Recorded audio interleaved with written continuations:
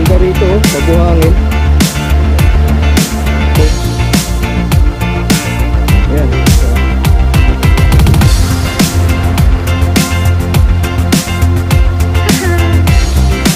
Ayan, ito na tayong tamad na aso.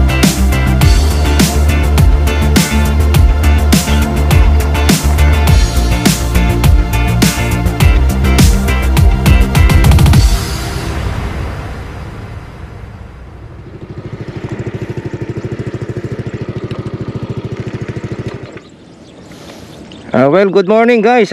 Welcome back again sa ating channel, ano? Ako po si Francie Adventure at kasama natin ang ating OBR. Ngayon nandito tayo sa Tabuyok, papuntang Apalit Bypass Road, at meron tayong adventure ngayon. Tara, samahan nyo kami sa Punsong Bato.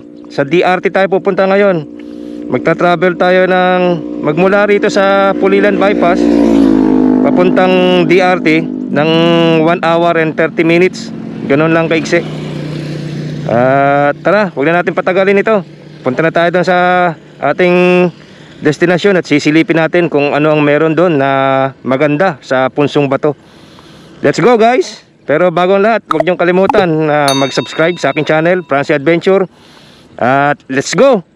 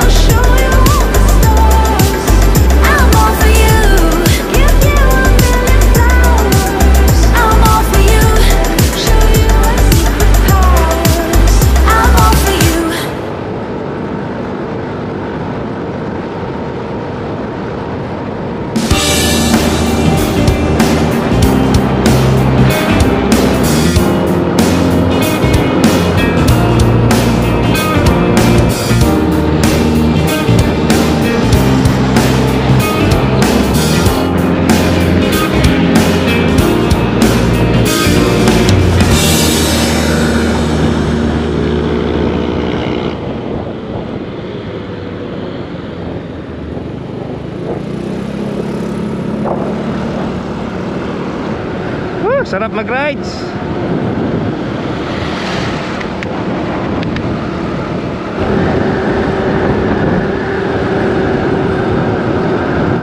At yan, may ginagawa pala ditong daan, ano, dito sa papuntang DRT.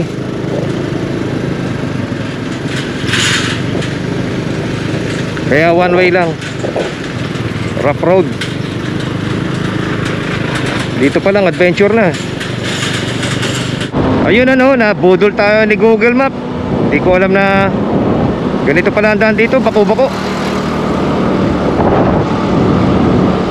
Pero ang ganda ng view, ano, malamig, presko.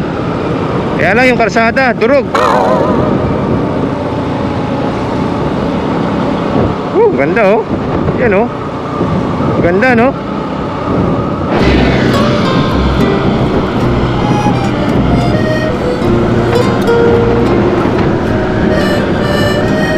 First time lang natin dumaan dito sa part ng DRT na to, kaya hindi natin kabisado.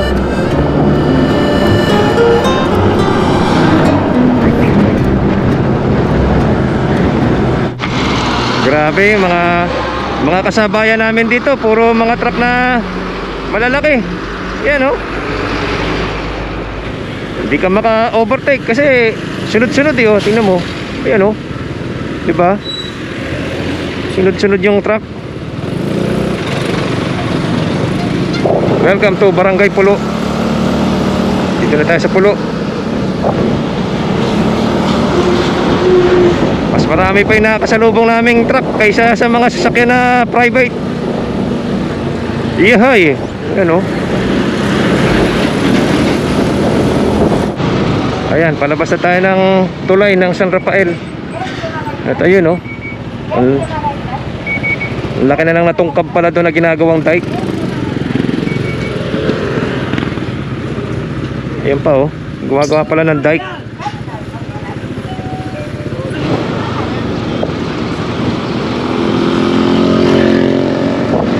Daming kamatis oh.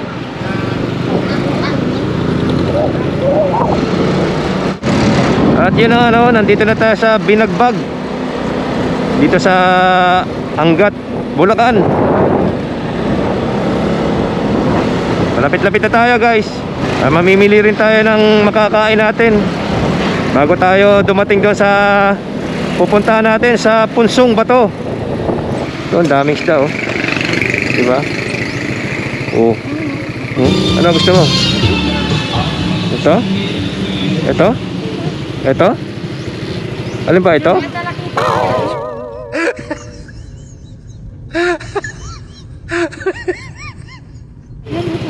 Anong luto yan? Ha? Sinigang? Sa kamatis? Eh hindi ka nakapagdala ng ano. Ay ayun pala. Oh, sige. At ayun na nga guys, ano, nakabili na tayo ng ulam natin. At nakabili tayo ng isda. Talakitop.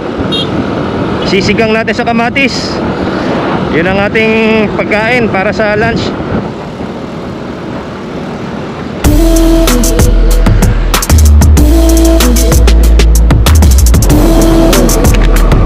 Guys, welcome to DRT. Welcome Art. Yan no. First time natin dumaan dito no. At ayan, maraming tumatambay para magpicture tsaka oh. Ganda 'di ba? Ayan no. Pares muna kaya tayo. No? Pares muna tayo para masaya. Sir, tabi muna tayo rito. At yan na nga guys, ano, first time natin dumaan dito sa Welcome Arc ng DRT. Ayan no. Talagang pinagaganda nila at maintenance. Ito yung pinaka viewing deck dito. Ganda no. Oh, ang ganda ng daan. Dito mayroon dito ano, tambayan. Green Park. At tapos na tayong kumain, nag-breakfast tayo ng pares para hindi tayo masyadong gutumin. At papunta na tayo, malapit-lapit na.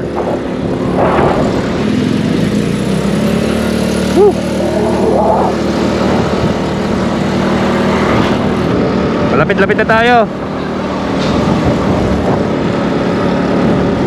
Hoy, lumagpas ha. Lumagpas nga.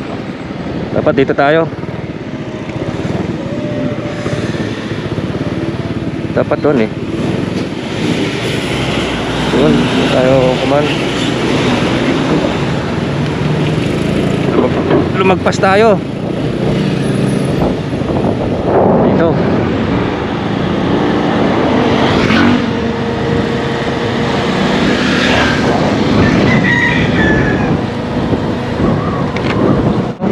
Ganda ng ano. Ganda ng rock formation. Babagsakan yung mga bato. Woo!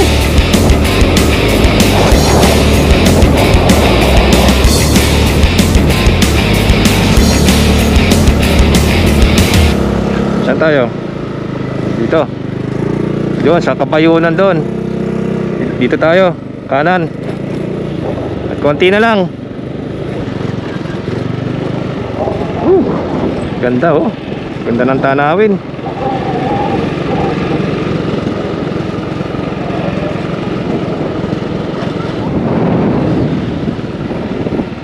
Ayan oh. Dito na yata eh. Ay, dito yata. Ay, pupunta kami Punsong Bato. Dito ha. Ay, may ano ha. Oh. Pwede ba mag-park? At yan guys, ano, pag pupunta kayo dito sa Punsong Bato, hindi nyo mapapansin kasi nasira na yung kanilang tarpaulin. Pero dito ang daan, oh. At ang pinaka-parking area dito, yan yung bahay na yan na merong tindahan. Si Nanay Marlene ang nagkukuha ng parking dito. Ayan dyan, pwede mag-park ng motor. Yung sa amin, doon namin nilagay. Ang parking bayad Ang parking fee sa motor 25 pesos pagka day tour. At pwede rin kayo mag-overnight dito pala. Ang bayad naman pag motor, overnight 50. Tapos pagka 4 wheels naman, ang bayad sa day tour 50. Ngayon pag mag-overnight ang sasakyan, 100 pesos. At doon ang daan natin, oh, pababa, papunta sa mga less than 10 minutes walk lang daw, sabi ni Nanay Marlene. Ayan, kasama natin. Oh, at meron tayong special guest. Ayan, si Poco. Oh. Shout out kay Ate Len at kay Kuya Boy. Ayan, oh, shout out sa family Sabino sa pagpapaampon sa amin kay Poco. At ayan ang daan, oh, para makita ninyo. Maglalakad tayo.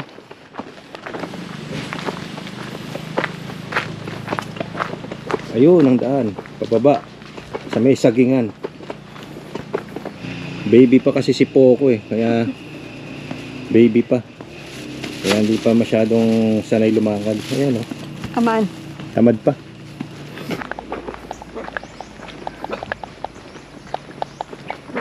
Tao po.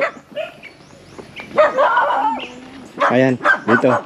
Ang pinaka-entrance dito, guys, 10 piso. Kasi private ito. Dadaan bago dumating doon sa pinaka-resort. Doon pa yung parking. Malapit lang. Ayan, oh. At meron ditong friendly na tour guide. Ayan, oh. Ayan yung friendly na tour guide. Diba?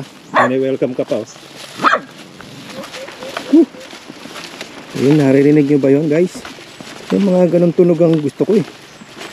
Tunog ano? Gubat. May konting trekking pero okay naman ang trail.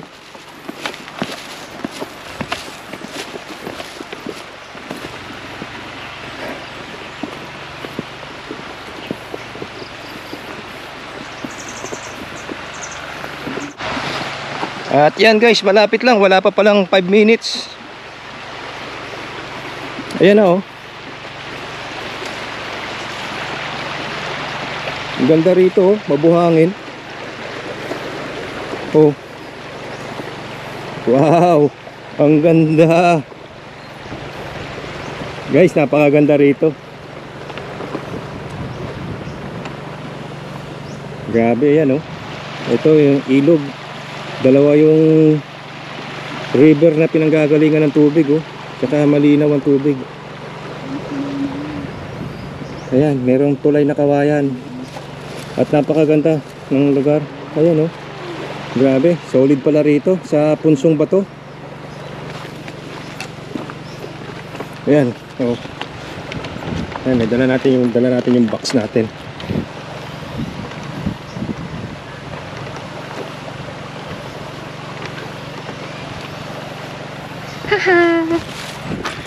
Isa na naman ang na-unlock natin, guys, dito sa DRT. Isang napakagandang lugar at napakalinis tsaka tahimik na lugar.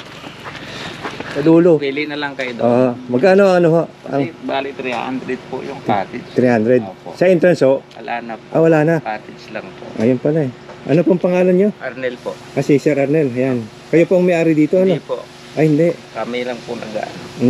Sir Arnel. Ayan. Pagka nagpunta kayo rito sa Punsong Bato, ayan. Yung babayaran nyo, cottage lang. At wala ng entrance. Siguro doon lang yung entrance, ano? Kay Doon Nanay po. Marlene. Opo. Ayun. Yung 10 piso. Tsaka parking fee. Pero all in all, ang ganda ng lugar. Ayun ang lugar nyo. CR po yung taas na yan. Ito. May CR. Ayun pala, yan. Nawang CR. Restroom. Tsaka, tingnan nyo naman yung lugar. Talagang panadong-panado yung ganda ng lugar na to. Napakatahimik pa. Bali po itong kubo na yan, 2-3 po yan. 2-3. Babataas po. Tapos may kwarto na sa taas, ano? Dalawang kwarto po. 2-3. Kompleto na po. May ilaw na rin, ho. Mayroon. Saksakan ng ano, power para sa cellphone. Ayos pala rito. Ayan, no? 2,300 daw yan, no? At marami ko nakikita nakadikit na sticker doon. Magdidikit tayo doon ng sticker. At yan, guys, ha, dito kami pumuesto. Ito ang napili naming cottage dito. Sabi naman ni Sir Arnel, kahit saan kami pumuesto, Basta itong mga cottage na to, bawat isa 300. Yun lang naman ang mahal, yung nandoon na may kwarto, 2,300. At napakaganda rito sa lugar na to. Ganda ng lugar. Napakatahimik. Ayan. Meron tayong mga tropa rito na nagre-relax din, no? Ayan. Sir, shoutout sa inyo. Ano pong pangalan nyo, sir? Troy. Troy. Sir. Wow, ayan, no? Si Boy Tapang. Ay, ayan, no? Diba? Shoutout. Mga tiga saan kayo? Sir? Giginto po. Giginto, Bulacan. Ay, malapit lang pala. Opo. Ayan sila. Ayan, shoutout sa grupo, no? Mga tiga Giginto. Mukhang nagluluto na sila ng tanghalian nila. Opo, advance na. Advance na, para mamaya puro ano na lang. Ito yung itsura ng lugar. Talagang panalo. Yan, no?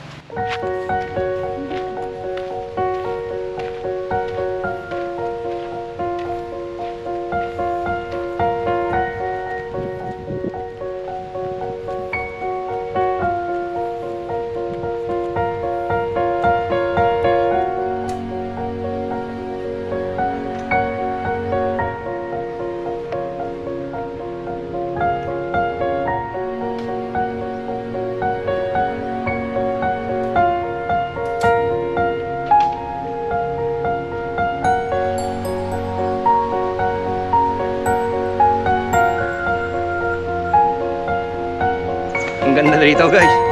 Isa na namang magandang lugar to na tuklasan natin dito sa DRT. Welcome to Punsong Bato. Napakaganda. Ayan, no?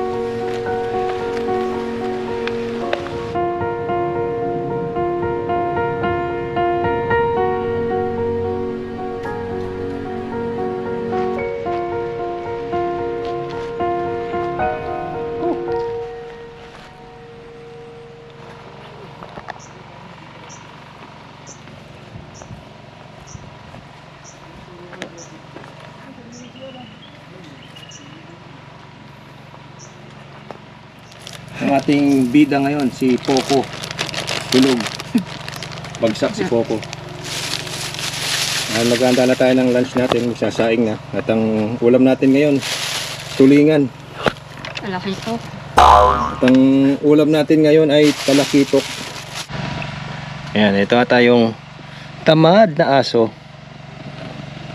Oh, tulog ng tulog mula kanina. Tulog ng tulog. Luluto tayo ng ating ulam.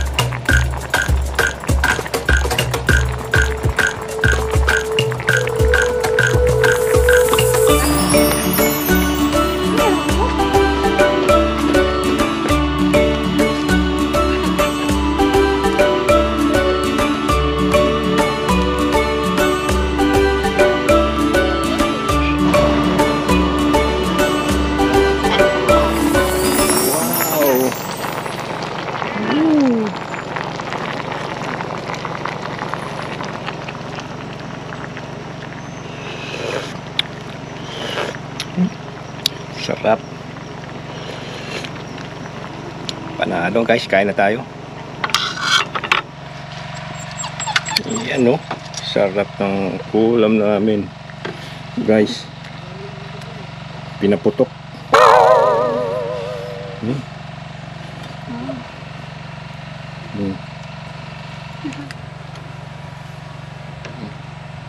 Tara guys, kain tayo.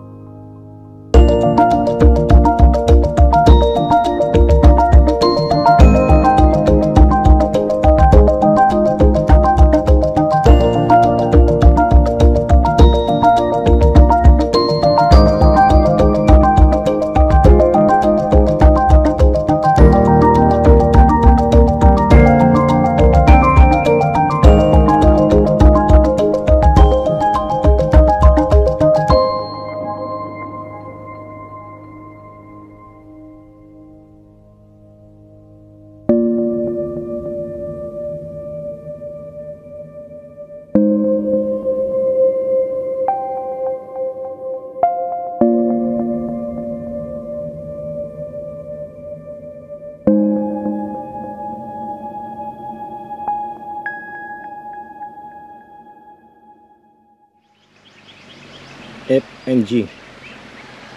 Ayan. Para malay mo, bumalik tayo rito. Ayan, kasi marami ako nakikita eh. May mga nag-ukit.